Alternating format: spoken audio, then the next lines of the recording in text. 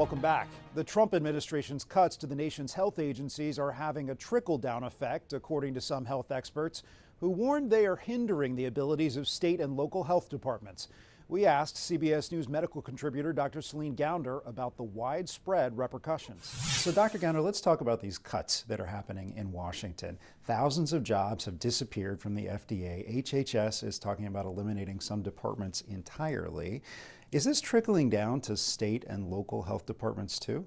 We are seeing impacts at the local level already. So, for example, Milwaukee, they're in the middle of a lead crisis in their public schools. They had requested help from the CDC. Secretary Kennedy said, oh no, don't worry, the lead unit has not been canceled. They're going to get the help they need. Well, guess what? Those people are still being let go and have not been able to help with that crisis. Another example of this in Texas, we know there's been a measles outbreak in West Texas.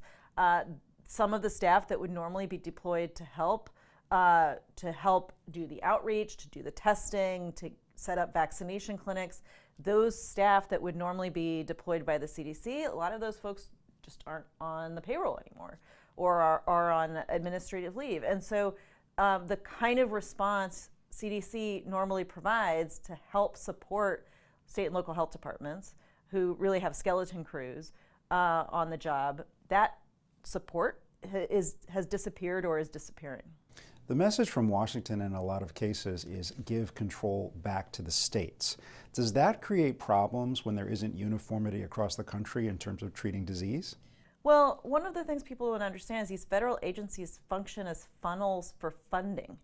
And so that funding goes to the state and local health departments in order for them to do what they want to do.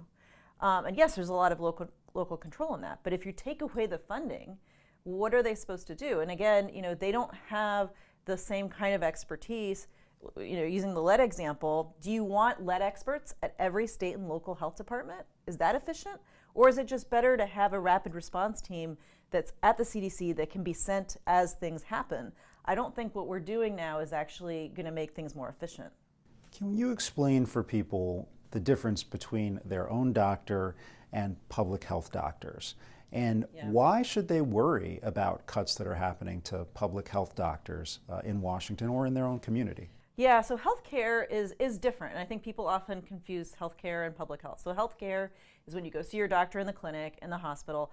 Public health are the folks who are out in the field, so they are the ones doing food safety inspections. So this is why you are not getting sick from hepatitis or staph by eating at your local restaurant. They're the ones who inspect, say, schools for lead paint, or if you have lead pipes contaminating the water like we did in Flint, Michigan. They're the ones that would respond to that.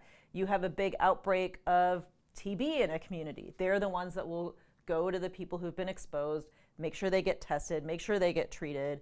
So these are different roles that they have, but they impact, the results of that work impact all of us. Robert F. Kennedy Jr. has laid out an ambitious goal of identifying a cause of autism sometime later this year.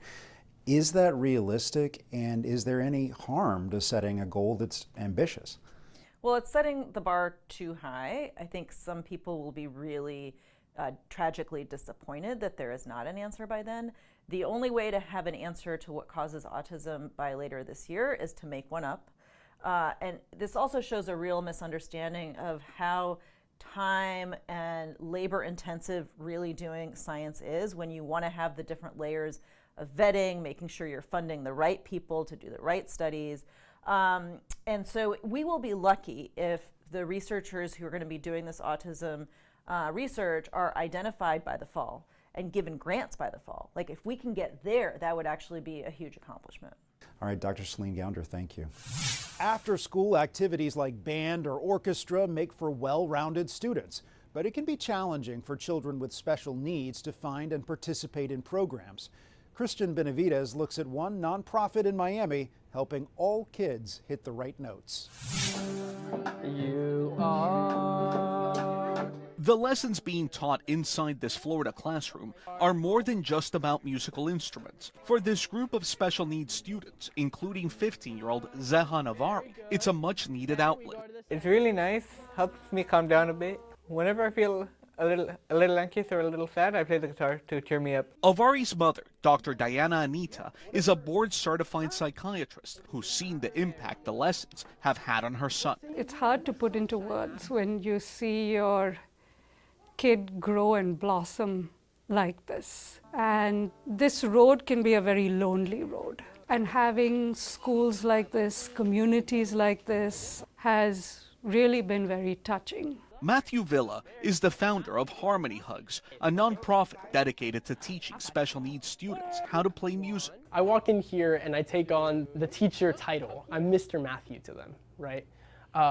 But in reality, they are teaching me. They teach me to look at the world for the positive that it is, for the good that it is. Villa started providing lessons at just one school back in 2023 and has since expanded 2 times. Pretty remarkable, given that Villa is only 16 and still a junior in high school. We're at 7 locations so far. My goal is 15 locations by the time I graduate high school. To connect with someone your own age and who speaks your language, who's just taken the time out of their day to be here is miraculous in many ways. Many of the kids who take these lessons like to showcase their talents outside the classroom.